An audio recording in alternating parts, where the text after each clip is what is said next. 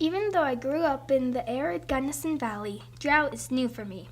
It was abnormally dry last year, but by May of this year, suddenly 70% of our state was officially in a drought. This is clear by the fact that the snowpack is 66% of what it should be, and the Colorado River itself is only carrying 43% of its average amount. I wondered what the effects were on the sustainability of our region as a whole, so I set out to ask some folks in town about it. I wanted to come to Gunnison because I wanted to live in the Rocky Mountains in the west somewhere. My husband and I grew up in the Gunnison Valley. We left for university and to work on other ranches, and then we moved back to raise our family. So, my whole life. The people that live in these places live here because of the place, what it offers the people. We came to Gunnison for adventure. We loved the community and we loved the town, and so we decided to move here. I moved to Colorado in 2010. I've lived in the Gunnison area for a little over 40 years. I was drawn to the Gunnison Valley because I like to be outdoors. It's just a great place to live and grow up. Many of our students come to campus and look for outdoor activities, anything from ice climbing and backcountry skiing to whitewater rafting, whitewater kayaking, rock climbing, backpacking, mountaineering. I came here to Gunnison to go to grad school at Western, and now that I'm done, I'm lucky to hang around for a little bit longer and work at this farm. So Mountain Roots is a nonprofit organization based in Gunnison.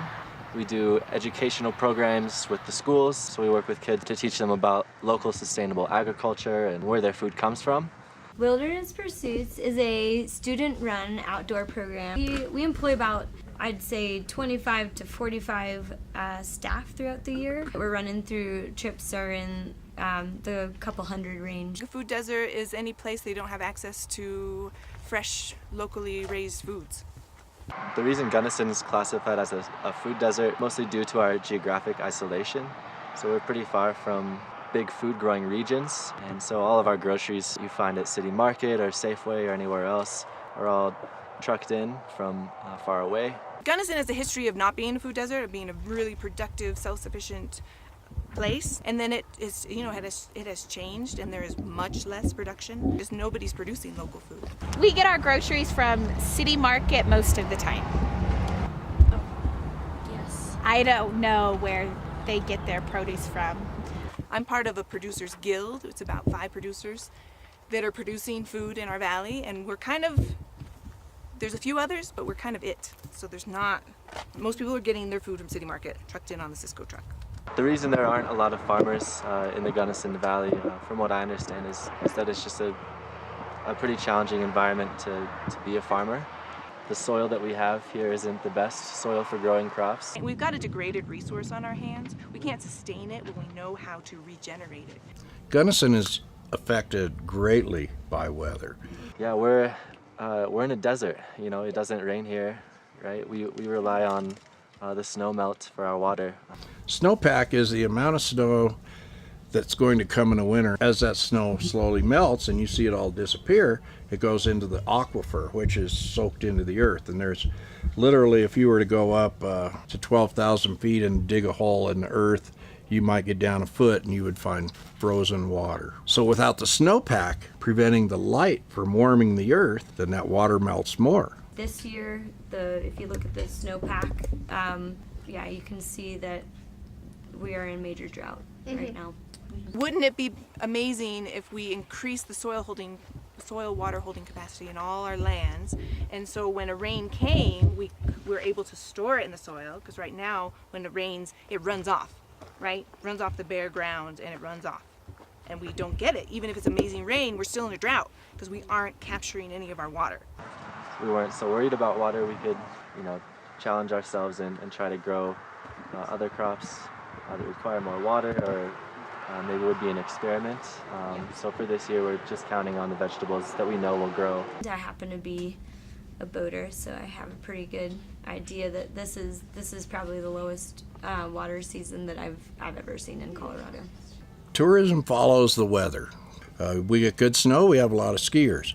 We have bad snow, we don't get the skiers, and so the towns that do the skiing suffer a little bit. Our economy is so so much relies on the recreational opportunities like the fisheries and the boating industry. What I think about the tourism in Gunnison, I think that it's important for our valley. I like that I get to live where people want to visit and vacation, and so I like it. Without tourism, we probably wouldn't be here. It's not only makes it trickier, makes it a lot trickier, but it does affect our ability to maintain our equipment. We definitely have a lot more repairs due to low water because people running into things. So that's a bit of a hindrance in terms of our ability to make a return on investment on our rafts. But I heard once that for every dollar spent in a community became $9.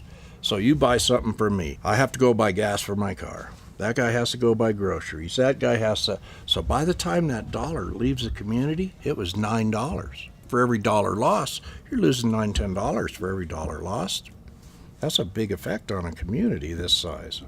a lot of people come in and they are seeking those expedition packages for the American West rivers. To the people that are enjoying this, take care of it and care for it as much as Mother Earth takes care of herself. We have the tools and the knowledge to make management decisions to regenerate our landscapes and make them more productive, more diverse, more healthy than ever before. So it's truly important that if you pack it in, pack it out. If you see someone else's trash, pick it up, pay it forward. It's just like being a gentleman and open the door for a lady, you know? This is so important to all of us. So it seems that as the weather continues to fluctuate, the people and industries of the Gunnison Valley will need to adapt to keep our communities sustainable.